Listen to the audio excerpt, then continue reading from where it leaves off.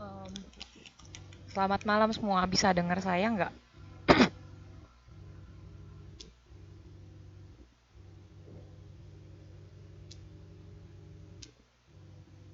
Wah, maaf ya, akhirnya terlambat. Tadi saya pikir udah masuk, ternyata nggak tahu, nggak ada yang muncul. Saya pikir kalian yang belum muncul. Maaf ya.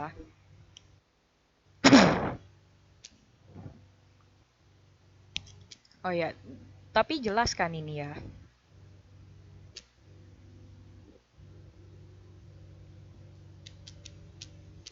Oke. Em, Kalau gitu kita mulai ya. Em, ini angkatan ke-8 ya, artinya semester 5. Em, Malam ini kita belajar tentang teori portofolio. Ups, ada yang salah tulis. Kurang T-nya. Portofolio dan analisis investasi. Em, eh, Nama saya Marisa. Baru masuk jadi tutor. Jadi ini pengalaman pertama saya ngajar. Ya semoga kalau misalnya ada yang nggak jelas bisa langsung tanya. Em, Sekarang saya masih kuliah master di NTUST. em, Ngambil jurusan finance. Jadi di sini kita sama-sama belajar ya mungkin. Nah, di pertemuan pertama ini kita mungkin cuma bahas modul pertama.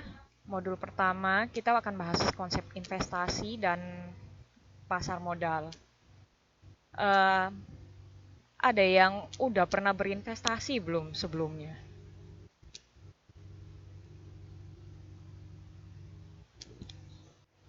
Belum? Tapi tahu nggak investasi itu apa?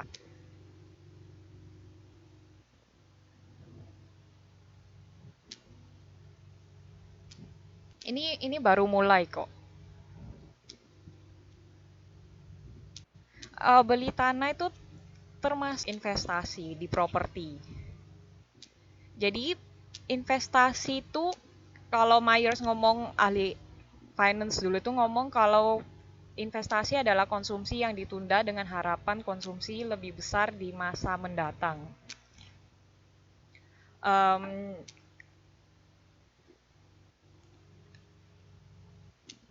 Ya menanam modal beli tanah termasuk investasi. Eh, nah, investasi adalah konsumsi yang ditunda. Maksudnya apa? Hari ini kita nggak, kenapa kita nggak mengonsumsi semuanya uang kita di hari ini? Karena kita berharap kita akan menggunakannya lagi di masa yang akan mendatang. Contoh, tujuan investasi itu apa? Pertama itu melakukan proteksi atas aset dari kenaikan harga-harga atau inflasi.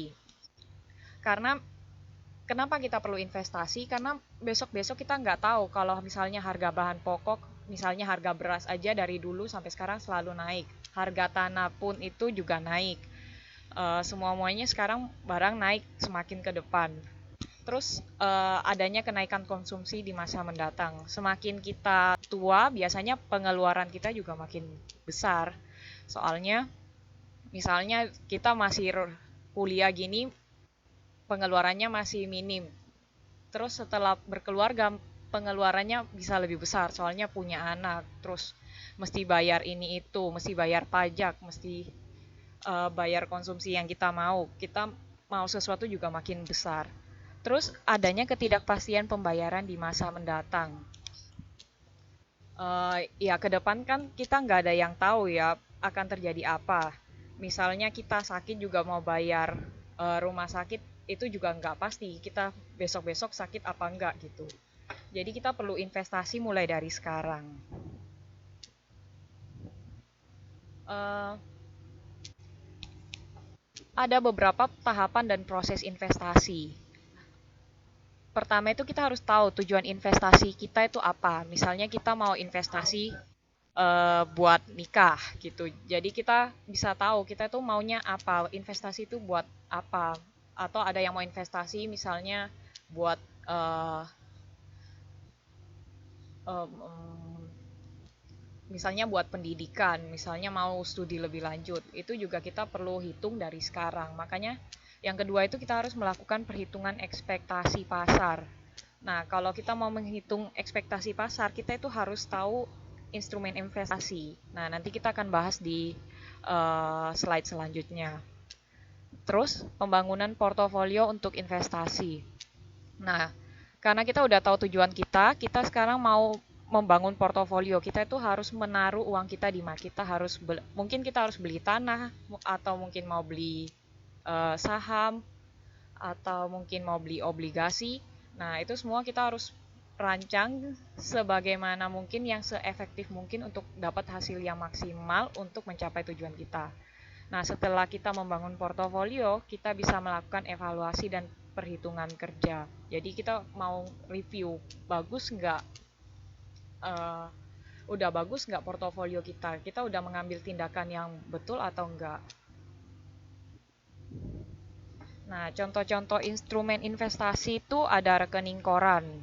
Kalau rekening koran itu kurang lebih sama kayak kita cuma naruh uang di tabungan biasa ya. Kalau tabungan biasa kan bunganya itu kecil banget. Eh, ya biasanya uang yang kita taruh di ATM biasa itu hitungannya termasuk rekening koran. Itu hanya untuk sementara. Terus ada deposito. Kalau deposito itu eh, ada jangka-jangka waktu tertentunya. Biasanya ada yang berapa bulan, ada yang 3 tahun, minimal 5 tahun, itu ada macam-macam. Biasanya makin gede, makin lama periodenya, makin besar juga bunga yang dia tawarkan. Terus ada negotiable certificate deposits. Nah, itu adalah uh, investasi bisa kita dapatkan bunga berdasarkan hasil negosiasi antara bank sama investornya. Nah, kenapa bisa negosiasi? Ini hanya untuk investor-investor yang uangnya banyak. Kalau uh, itu kalau di buku bilangnya minimum 500 juta, tapi sebenarnya tergantung banknya, kesepakatannya berapa. Nah, kalau bank udah ngitung itu besar, otomatis negosiasi bisa dilakukan. Terus ada promissory notes. Itu adalah surat hutang yang diterbitkan oleh perusahaan untuk mendapatkan dana atau mempunyai kewajiban yang harus dibayar ketika jatuh tempo. Nah, misalnya suatu perusahaan ngutang nih sama orang, terus orang tersebut kan akan bayar kembali uangnya. Nah, kita bisa beli semacam itu, kalau pernah belajar namanya account receivable. Jadi kayak piutangnya kita beli dengan harga diskon. Jadi misalnya ada orang yang utang 1.000 gitu di sejuta lah di suatu perusahaan. Nanti kan mungkin dia balikinnya dengan bunga misalnya 1.500.000 gitu. Nah, kita bisa beli di perusahaannya dengan harga yang lebih murah. Misalnya harganya 800.000, kita beli di dia. Tapi nanti kita dapatnya 1.500.000. Kurang lebih seperti itu. Nah, kalau commercial papers itu adalah surat utang yang diterbitkan oleh perusahaan atau seseorang untuk mendapatkan dana dan mempunyai kewajiban yang harus dibayar ketika jatuh tempo. Nah, ini juga kurang lebih surat utang untuk mendapatkan dana. Kurang lebih sama kerjanya sama yang lain untuk menghasilkan semacam bunga atau imbalan yang lebih besar ketika kita beli. Sama seperti repurchase agreement juga. Itu kalau repurchase agreement biasanya dilakukan antar sesama perusahaan. Jadi misalnya kalau perusahaan kekurangan uang, dia bisa minjem menaruh uangnya di perusahaan lain dan bisa diambil. Dia harus membeli asetnya kembali setelah periode waktu yang ditentukan. Nah, kalau misalnya dia tidak kembali, maka aset yang dititipkan ke perusahaan itu, yang satunya itu akan diambil. Jadi aset titip itu akan diambil sama perusahaan bila kita tidak membayar sesuai dengan periode yang telah ditentukan. Terus ada medium term notes, itu juga surat utang, kurang lebih surat utang di atas 1 tahun, kira-kira periodenya sekitar 1-5 tahun. Terus nah ini kebanyakan yang negotiable certificate deposits, promissory notes, seal papers, repurchase agreement, sama medium term notes ini asalnya di mana maksudnya?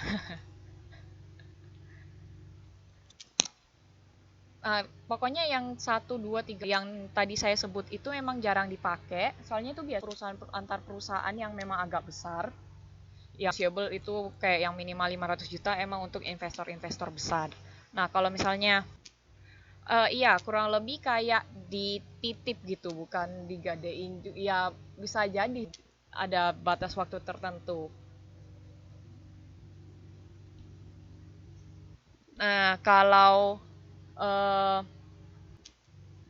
terus kita mulai masuk obligasi. Kalau obligasi itu surat utang yang diterbitkan oleh perusahaan atau pemerintah. Nah, itu bunganya berkala, terus kita bisa dapat juga dari situ.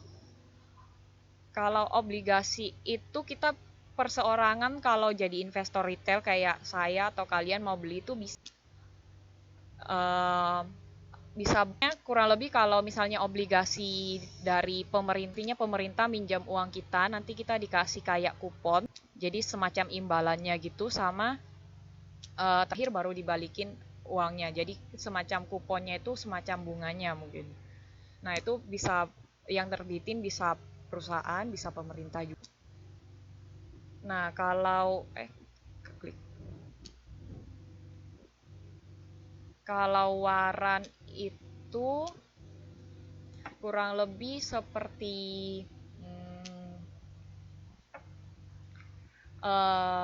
harus membeli suatu saham pada periode tertentu dan ada jatuh temponya.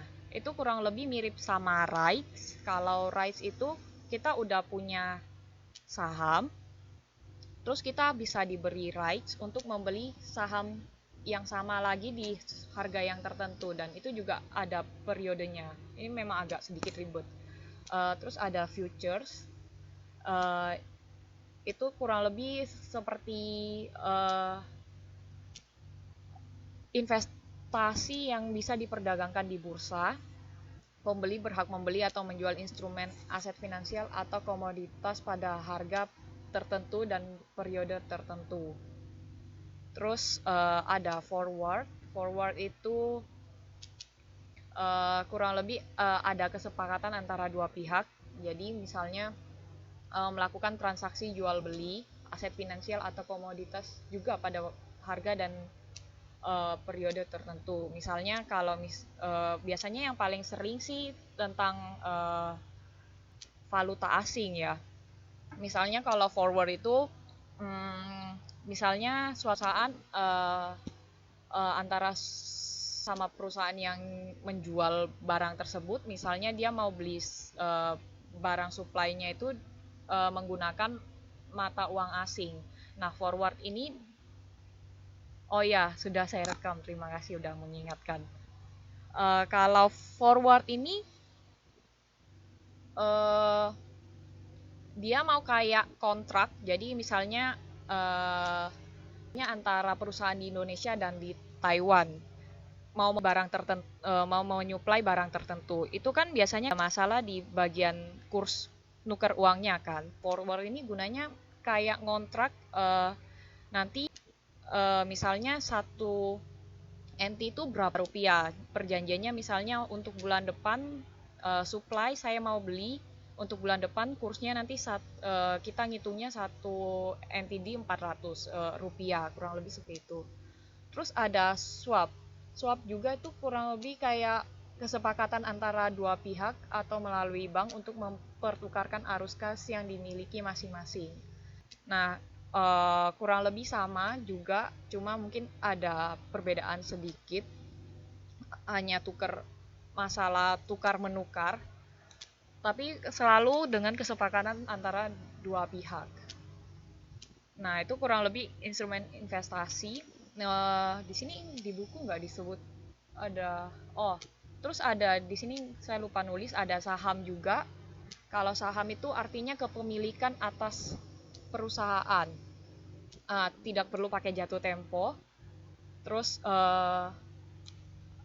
tidak punya hak untuk mendapatkan pendapatan secara berkala. Jadi eh, misalnya kita punya suatu saham di perusahaan tertentu tidak tidak ada kewajiban untuk memberikan kita semacam bunga. Jadi sebenarnya makanya saham kadang-kadang disebut agak sedikit beresiko. Terus reksadana, nanti kita juga bahas ada opsi juga. Kurang lebih ini contoh-contoh instrumen investasi. Nah, nanti kita ada beberapa yang akan kita bahas secara spesifik karena kita sering pakai ini mungkin kurang lebih cuma untuk pengenalan doang gitu. Nah, terus ada juga beberapa bentuk investor kelembagaan, misalnya dana pensiun. Nah, kalau dana pensiun ini kurang lebih sudah contohnya ada sebuah perusahaan, dia udah motong beberapa gajinya para pekerja. Nah, nanti setelah pensiun biasanya kan dapat uang pensiun kan. Nah, nanti dibayarkan lebih besar pada saat uh, pensiun dari perusahaan tersebut.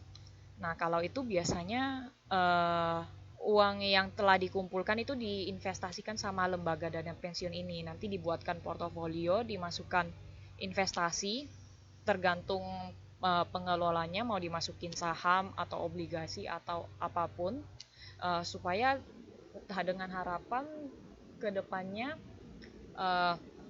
investasi yang mereka sudah kumpulkan dari gaji para pekerja itu bisa jadi lebih besar dan bisa dipakai untuk membayar pada saat mereka sudah pensiun. Terus ada asuransi, mungkin mungkin banyak ya udah tahu kalau asuransi. Kalau datang ke Taiwan ini kayaknya butuh asuransi juga deh. Biasanya itu salah satu syarat sih. Nah, kalau asuransi itu kan kita biasanya dikumpulkan dalam bentuk premi. Jadi kurang lebih kita ngasih uang buat premi, tergantung biasanya ada yang tiap tahun sekali, ada yang per bulan tergantung asuransinya. Nah, kalau kita bayar dengan periode tertentu, asuransi kan menjamin kita resiko kita di masa mendatang. Misalnya kalau asuransi jiwa ya jiwa kita atau kesehatan kalau masuk rumah sakit misalnya di reimburse gitu ya, diganti diganti uangnya kalau misalnya dibayarin lah istilahnya kalau masuk rumah sakit. Nah, itu juga salah satu bentuk uh, investor kelembagaan. Jadi kurang lebih kita yang ngasih uangnya dipakai untuk diatur sedemikian rupa uh, untuk menjamin resiko di masa mendatang. Terus ada hedge fund, itu kurang lebih semacam reksadana yang dikelola untuk mendapatkan hasil yang tinggi dalam waktu singkat. Nah, misalnya kurang lebih kita ngasih uang ke hedge fund, terus hedge fund manajer dari hedge fundnya itu yang ngatur.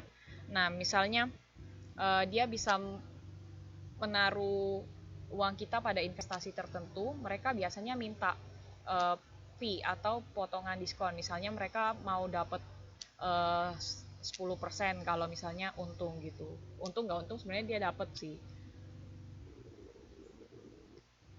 Sampai sini ada yang kurang jelas gak dari tadi saya lupa ngomong-ngomong terus.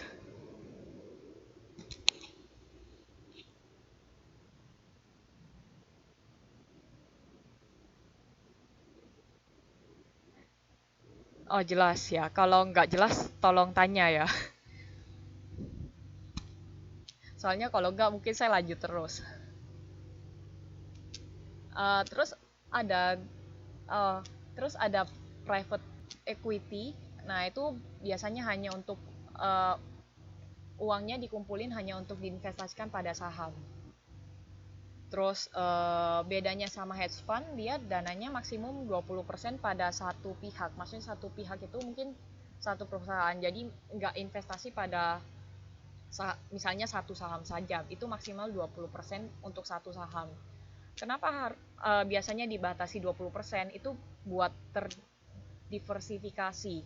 Jadi takutnya kalau misalnya dia masukin 100% uangnya ke satu saham doang dan misalnya kurang beruntung saham itu harganya jatuh atau bangkrut, maka yang lain kan ikut bangkrut.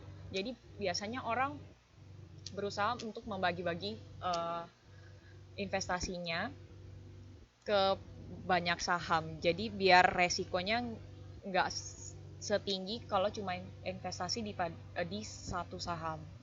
Nah, terus ada reksadana, itu juga diperoleh dari masyarakat. Jadi kayak investor retail, kayak perseorangan kalau kita mau beli reksadana juga bisa.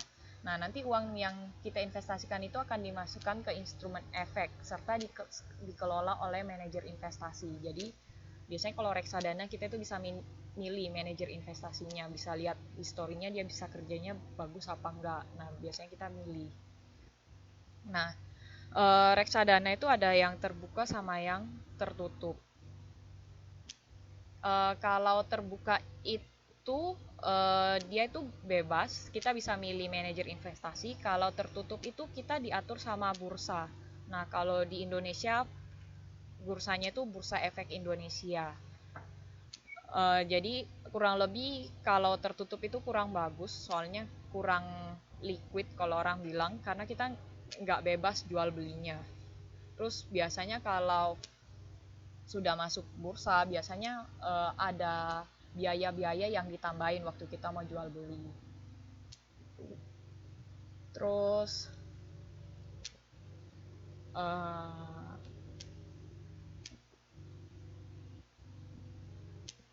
reksadana itu macam-macam ya, jadi tergantung dia investasi di mana. Ada di pasar uang, ada di berpendapatan tetap, itu biasanya dimasukin obligasi yang kuponnya jelas berapa bunganya tiap tahun gitu. Terus ada yang campuran, bisa antara campuran saham atau campuran obligasi. Nah, itu namanya reksadana campuran. Ada reksadana saham, terproteksi, penjaminan, ada indeks, ada yang terbatas, ada yang dana investasi real estate, ini khusus diinvestasiin di properti. Terus efek beragun aset sama exchange traded fund. Nah, itu kurang lebih jenis-jenis reksadana. Kayaknya nggak terlalu penting buat dibahas. Terus di buku juga bahas tentang nilai aktiva bersih. Nah, cara ngitungnya gimana? Nilai aktiva bersih kita bisa hitung menggunakan total aset reksadana dikurangi jumlah kewajiban yang harus dibayar sama reksadana dibagi jumlah unit penyertaan reksadana. Ini sebenarnya bisa dipakai buat mengevaluasi reksadana kalau misalnya kita beli reksadana. Contohnya kayak yang di buku ini saya ambil hari pertama dia tuh punya saham Astra, ada Indosemen, ada Telkom, ada Aneka Tambang. Nah, di sini bisa dilihat, dihitung. Kalau ini sih masih ikut yang dulu ya. Sekarang satu lot udah 100. Kalau di buku dia masih pakai satu lot 500 lembar. Jadi kalau misalnya kita mau beli saham itu, kita belinya per lot. Kalau memang mungkin buku ini masih pakai yang lama ya. Kalau dulu emang satu lot itu sama dengan 500 lembar saham. Tapi sekarang satu lot supaya lebih liquid, satu lot 100 lembar. Jadi orang kalau mau beli nggak perlu beli 500 lembar. Sekarang bisa 100 lembar. Jadi uang minimalnya jadi lebih rendah. Nah, di sini masih pakai 500 lot, jadi sisa dikali aja sama harganya, 200 kali 500 lembar sama itu jadinya 10.000 ya, dikali 2.450, terus dapat nilainya. Nah, ini cuma salah satu contoh beberapa saham yang terkandung dari suatu reksadana. Nah, nanti totalnya dibagi total lotnya ini jadi jumlah unit, kurang lebih kita bilangnya jumlah unit. Jadi 1.000, terus misalnya hari kedua harga saham-saham yang kita investasikan itu naik semua ya ini ya. Ya, otomatis kan totalnya juga jadi naik ya. Kurang lebih artinya dari hari pertama ke hari kedua itu naiknya 7%. Nah, kita cuma mau lihat menggunakan NAB ini kita mau lihat untuk mengevaluasi portofolio kita, wah ternyata naik harganya keesokan harinya lebih besar, tentu saja artinya menguntungkan. Kurang lebih cuma seperti itu. Terus kita mau masuk ke kegiatan 2 di bagian pasar modal. Kegiatan 1 yang tadi itu ada yang mau ditanyain nggak?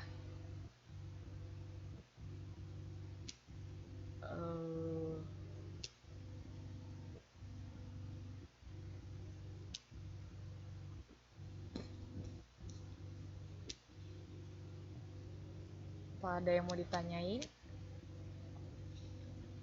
Wah, dari tadi ya sebenarnya yang jawab cuma Satini, Muflisin, yang lain kemana ini? Oh ya, jelas ya, atau mungkin nggak sampai bingung mau nanya apa?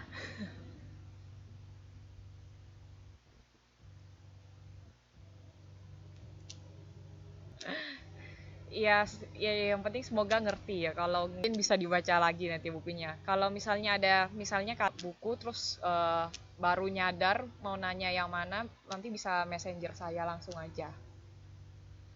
Terus kita lanjut ya. Kita masuk ke pengertian pasar modal.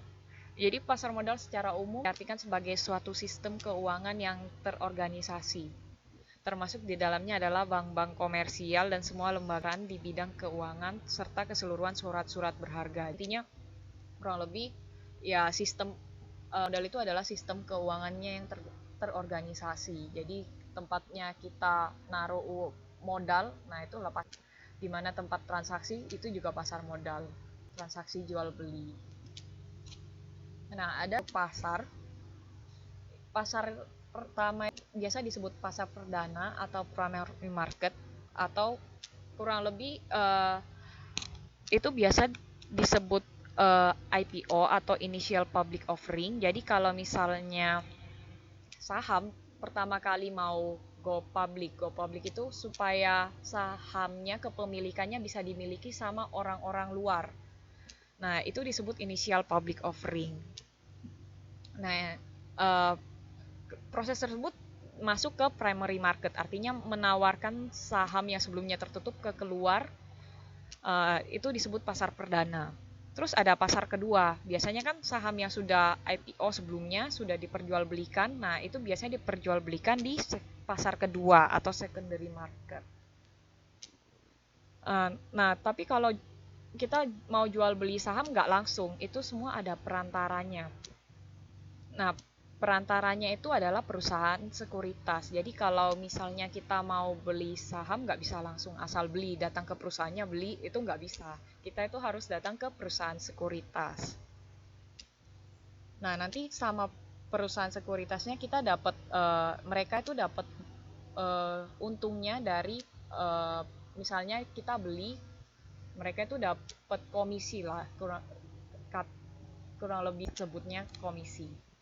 Nah, terus ada over the counter, itu misalnya perdagangan antara dua orang atau lebih di luar bursa, namun tetap membutuhkan perusahaan sekuritas untuk kurang lebih misalnya mindah namanya kalau misalnya beli tanah, tapi bukan beli tanah, anggapannya beli saham, eh, terjadi transaksi atas dua orang tapi di luar bursa, tapi tetap membutuhkan perusahaan sekuritas. Nah, itu lewat over the counter untuk ganti namanya. Terus ada pasar tunai, langsung antara investor. Nah, itu juga langsung antara investor, tapi tetap transaksi harus dilaporkan ke bursa.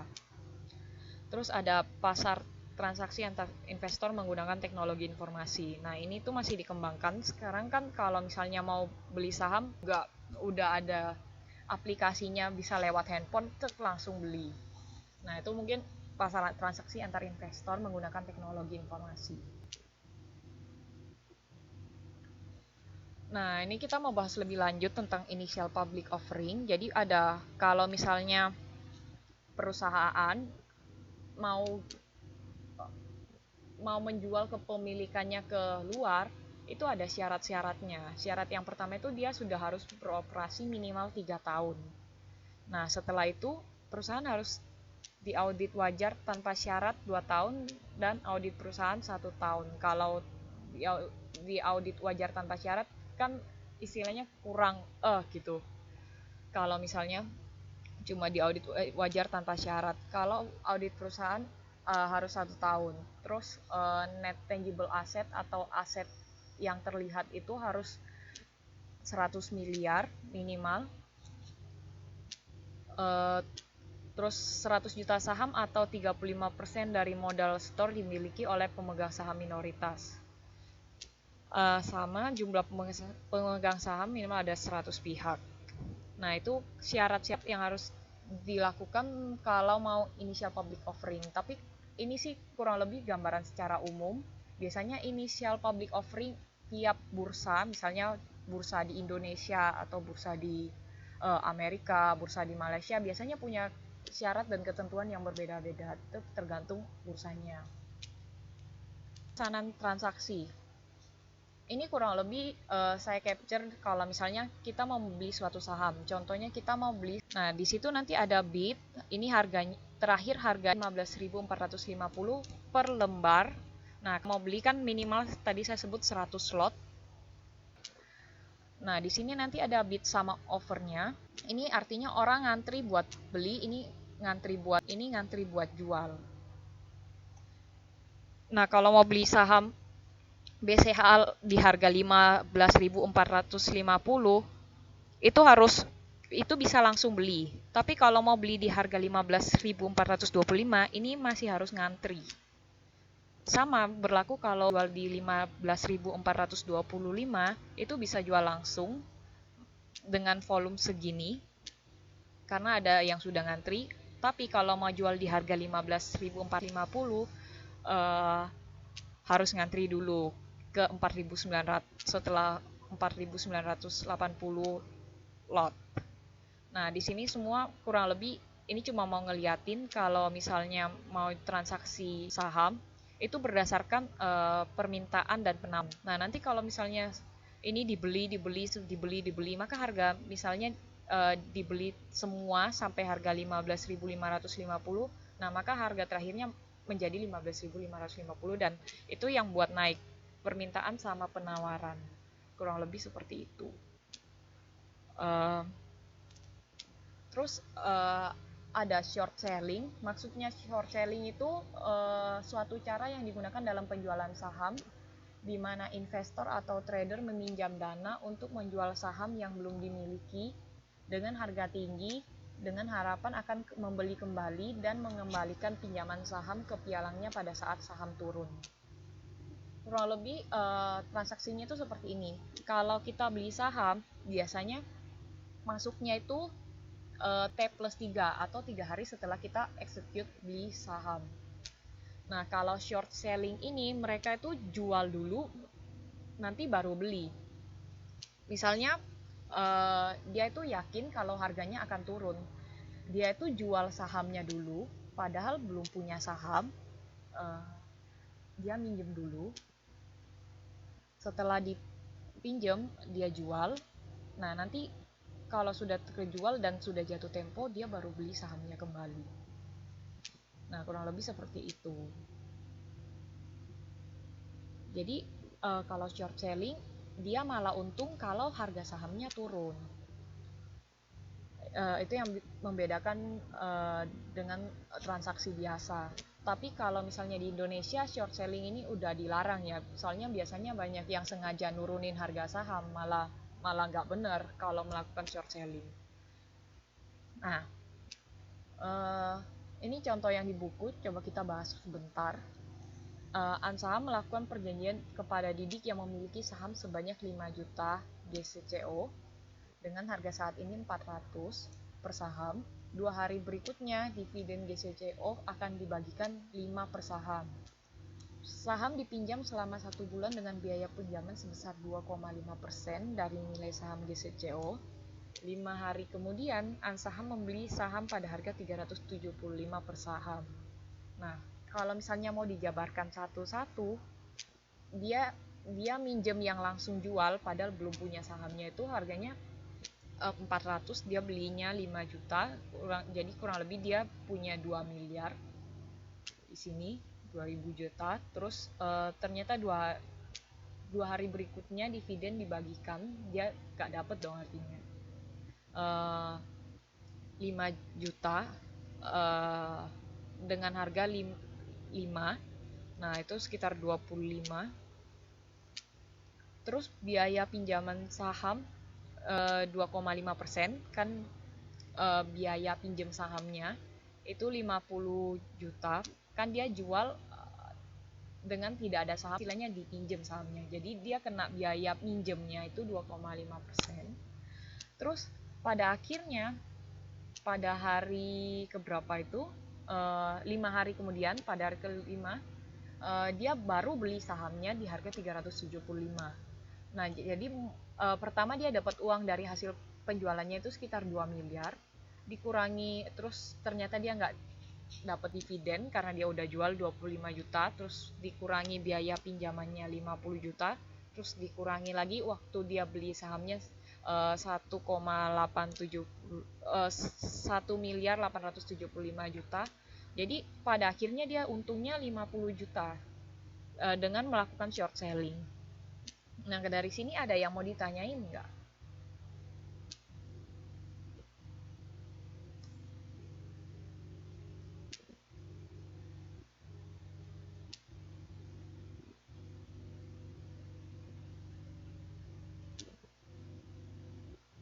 Oke, saya lanjut lagi ya artinya ya.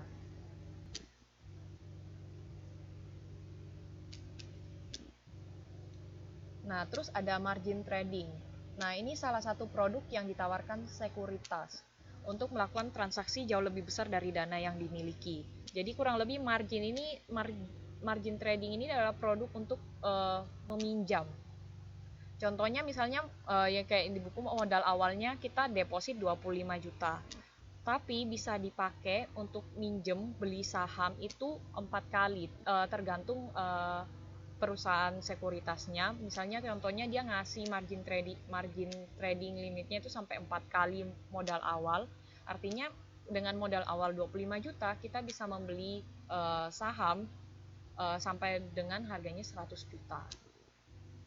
Nah, itu margin trading. Nah, kalau misalnya kita pakai margin trading ini, biasanya dikenakan sama seperti kita minjem uang, jadi dikenakan biaya bunga gitu istilahnya kalau kita pakai margin trading sesuai dengan kesepakatan awal bersama di sekuritasnya. Terus ada indeks. Jadi indeks itu menyertakan perubahan rata-rata perubahan harga saham di bursa. Contoh yang paling sering kita pakai itu IHSG atau indeks harga saham gabungan. Jadi semua saham yang go public atau saham terbuka yang dimiliki di Indonesia itu semua masuk di IHSG. Nah, indeks ini kita bisa lihat misalnya indeksnya hari ini 5.000, besok 5.500, artinya kan naik. Di sinilah kita membutuhkan indeks, itu rata-rata dari semua harga saham. Jadi biasanya orang juga bisa ngelihat, wah ekonomi perusahaan-perusahaan di Indonesia bagus nggak ya? Itu kita bisa lihat dari indeks. Karena kita lihat rata-rata naik nggak, rata-rata turun nggak, kurang lebih seperti itu. Terus biasanya indeks selain IHSG yang sering dipakai tuh LQ45 atau Liquid 45. Jadi ada 45 saham yang berkapitalisasi besar di Indonesia. Contohnya kayak BCA atau apa lagi ya namanya. Biasanya saham bank-bank itu lumayan besar, Unilever juga kayaknya masih masuk. Itu biasanya tiap tahun diganti, nggak mesti diganti, tergantung siapa yang memiliki kapitalisasi yang paling besar di bursa. Nah itu sering diganti-ganti terus. Nah terus ada JII atau Jakarta Islamic Index, kalau nggak salah ini berdasarkan saham-saham perusahaan yang syariah. Terus ada Kompas 100 juga, jadi biasanya Kompas kayak bikin 100 perusahaan yang bagus di Indonesia. Nah itu nanti dimasukin di indeks dia, jadi namanya Kompas 100. Nah indeks berdasarkan harga terimbang itu ada cara hitungnya. Ini berdasarkan harga. Mungkin ini mah agak ribet aja tulisan rumusnya. Maksudnya ini average price, jadi harga rata-ratanya dibagi T itu pada waktu tertentu dibagi average price hari sebelumnya, terus dikali 100%. Contohnya di sini ada saham Telkom, Indofood sama Semen Gresik. Harga dasarnya kan masing-masing sudah dilihat, kayak Telkom 5.600, Indofood 3.000, Semen Gresik 3.850. Nah, nanti di rata-rata, terus harga sahamnya pada tanggal 15 Januari misalnya 5.900. Indofood 3.800 sama yang Semen Gresik 4.500. Nah, nanti itu juga di rata-rata sama rata-rata yang harganya pada saat tanggal 16 Januari. Nah, nanti setelah dapat rata-ratanya, indeksnya itu mulai dari 100. 100 itu karena harga dasarnya, terus per tanggal 15 Januari itu naiknya 14, kurang lebih naik 14.056 poin. Terus dari tanggal 16 ke 15 kurang lebih naiknya 8.032. Itu sisa dikurangin aja dari yang tanggal 16 kurangin ke 15. Nah, itu kalau berdasarkan harga. Nah, kalau IHSG kita itu pakainya berdasarkan nilai. Maksudnya apa? Jumlah saham, harga saham dikali jumlah unitnya atau jumlah sahamnya. Kuantitas, price sama kuantitas.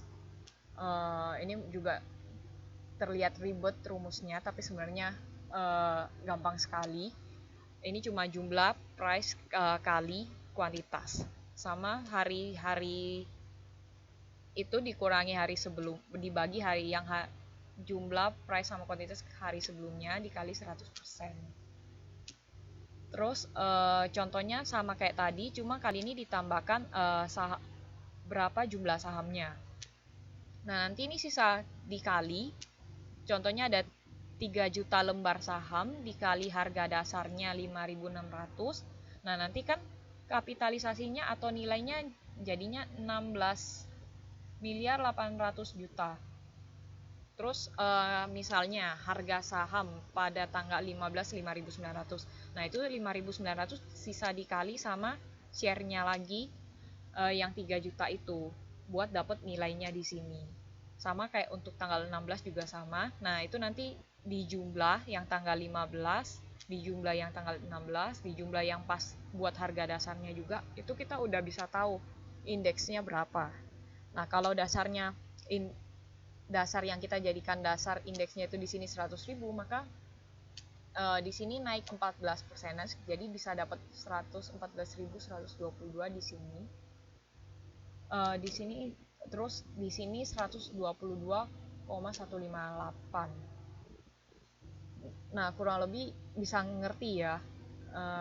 Ini naik sekitar 14%-an. Di sini dari tanggal 15 ke waktu harga dasarnya itu naik sekitar 14%-an. Kalau misalnya dari tanggal 16 ke tanggal 15 itu naik sekitar 8%-an. Kurang lebih pelajarannya udah hampir selesai, modul 1 udah dibahas semua. Ada pertanyaan nggak?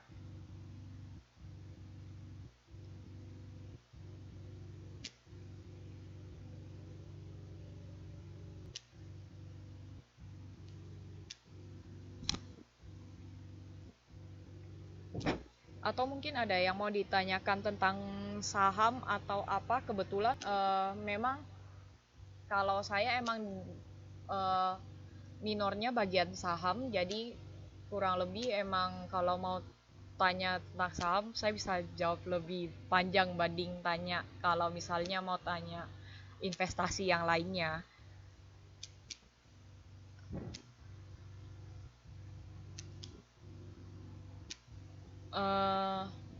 Oh iya, buat tugasnya itu kalian harus dapat 3 tugas ya. Biasanya kalian dikasih tugas apa ya?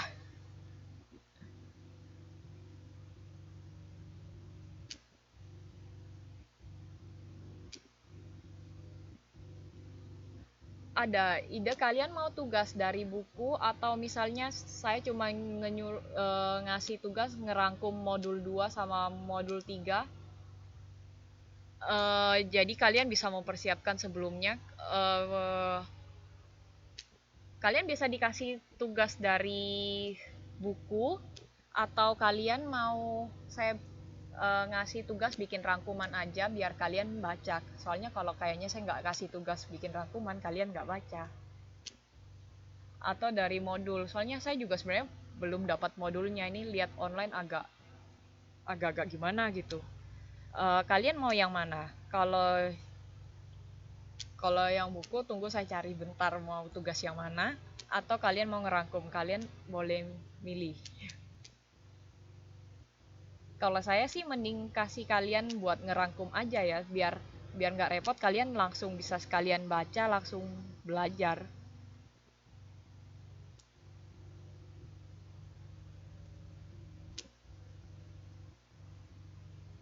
Ngerangkum aja ya.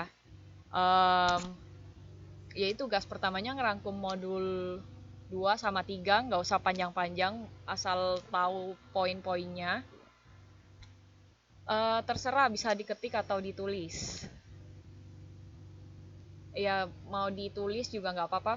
Kalau saya sih emang tipe belajarnya nulis ya. Jadi kalau nulis lebih masuk banding diketik.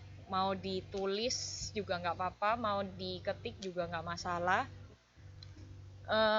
Mau deadline-nya kapan? Minggu de minggu depan ya, sebelum kelas gimana? Atau terlalu cepat? Kan kita minggu depan mau bahas modul 2.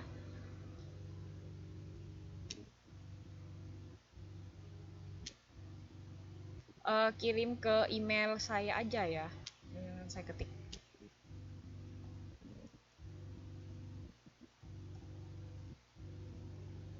Iya, rangkum modul 2 sama 3.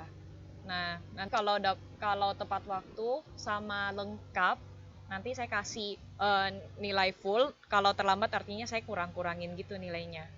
Iya, oh aku modulnya belum datang. Iya, saya juga belum datang sebenarnya. Itu kalian udah bisa buka online atau belum nggak sih? Tadi saya baca-baca di Facebook, kayaknya kalian udah bisa buka online.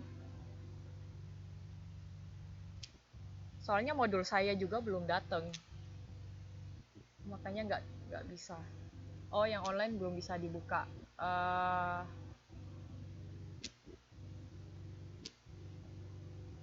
Minggu depan.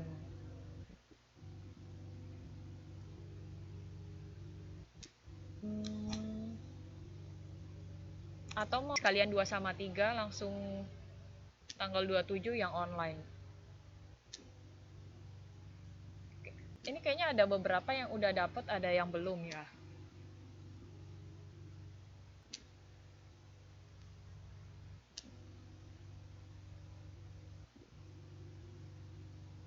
Oh ya? Ya 2 minggu. Oke, kalau gitu sebelum kelas ketiga udah masuk semua. Kalau enggak ya mungkin saya kurang-kurangin gitu nilainya ya. Kalau telat gimana? Oh, kalian yang di Taiwan udah dapat semua modulnya? Kok saya belum ya?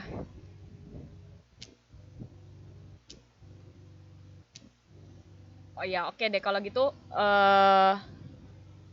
nggak apa-apa 2 minggu, 2 minggu 2 minggu lagi nggak apa-apa deadline-nya asal lengkap, sama kalian baca dulu aja modulnya.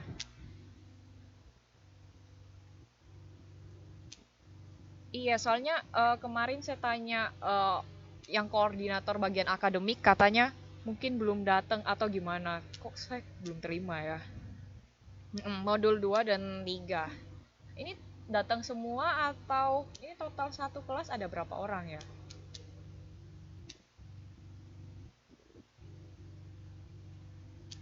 10 orang. Pesertanya ada 8 orang. Yang nggak hadir siapa ini?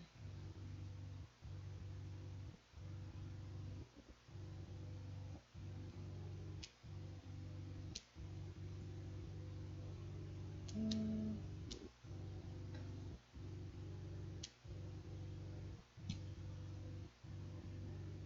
Oh, Vitiana dan Wiwi Hidayani. Oh, terima kasih sudah memberitahu. Jadi saya nggak perlu absen satu-satu. Vitiana dan Wiwi Hidayani.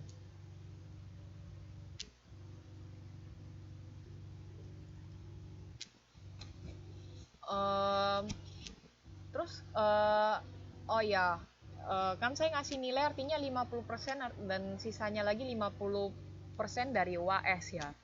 Kalian tolong belajar ya dari modulnya. Kayaknya UAS-nya kan bukan saya yang buat. Jadi tolong belajar dari modulnya dengan baik. Em,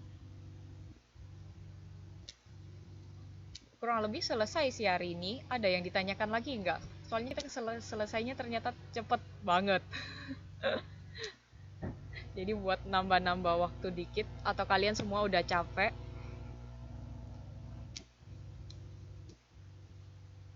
ya kalian asal kerja tugas dengan baik. Saya nilainya juga baik karena saya sangat pengertian. Cuma kalian harus usaha sendiri buat UAS. Jadi kalau misalnya ada yang nggak ngerti, tanya aja. Terus biasanya memang kayaknya sih agak lompat-lompat, kadang-kadang lupa juga. Jadi tolong diingatkan kalau misalnya saya asal jelasin terus ada yang ketinggalan gitu. Rumus hitung-hitungnya. Ini rumus hitung-hitung yang mana ya? Yang indeks. Kalau indeks eh mau apa?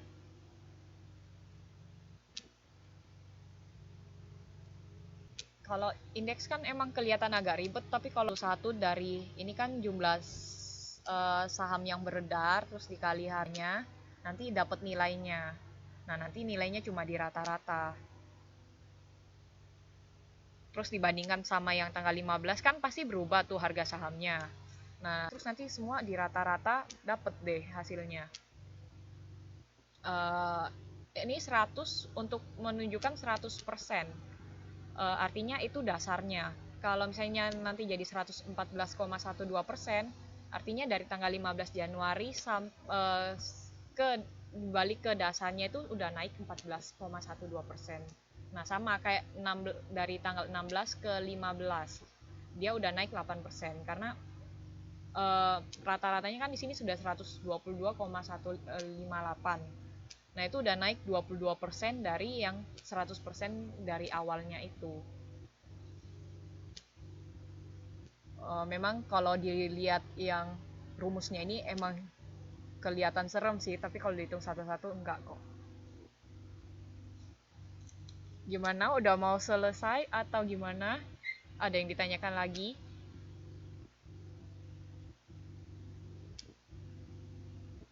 Kayaknya soalnya yang ini cuma pengenalan sih, jadi kayaknya nggak terlalu gimana gitu.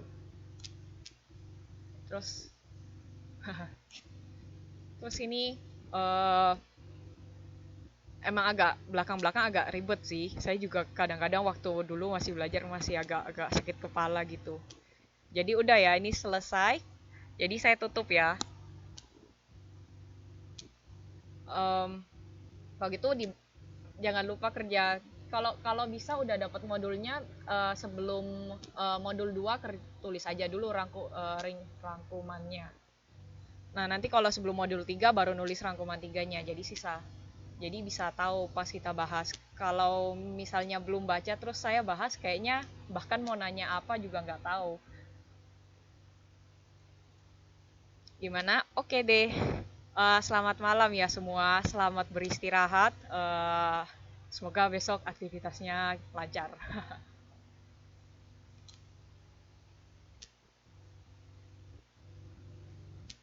Oke, selamat malam semua. Ini saya tutup ya. Terima kasih.